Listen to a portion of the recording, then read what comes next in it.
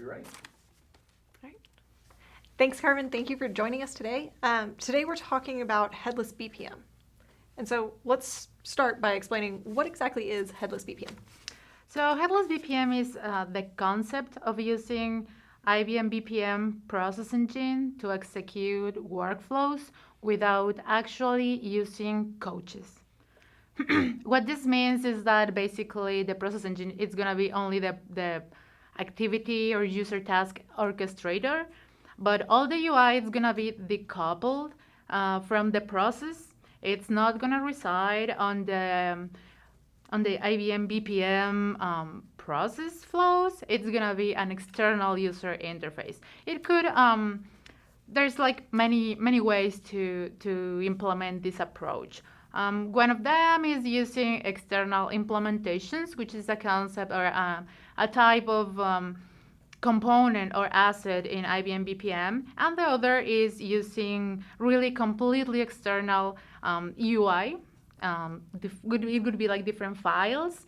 It could reside and be executed along with the REST API calls directly to the process engine. So really abstracting the user interface from the process engine and not really caring what the process engine is overall. Exactly. So when might someone use this? Well, there are many use cases for this. I would say that probably the main use for this could be having to use a different technology. So let me tell you something. The coaches framework is a really good framework, but it's really used for rapid development of prototypes. It allows you to do really fast playbacks of the processes. It allows you to develop a screen really fast, but it also has a lot of limits. One of those is the technology. If you are building a coach, you have to use the technologies that are really IBM BPM compatible or restricted to whatever is compatible with that framework. Using a headless BPM approach allows you to use any type of technology.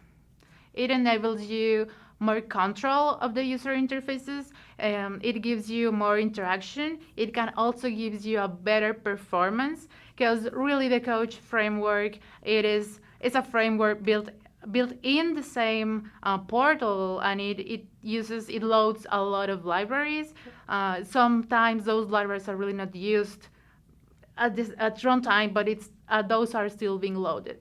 So using an external UI allows you to have really control of your user interface. So can you give me an example of when somebody might use this, when it would be important to use this? Some companies, for example, have really standard look and feel that could be done with coaches with a lot of work, and that also could have like poor maintainability.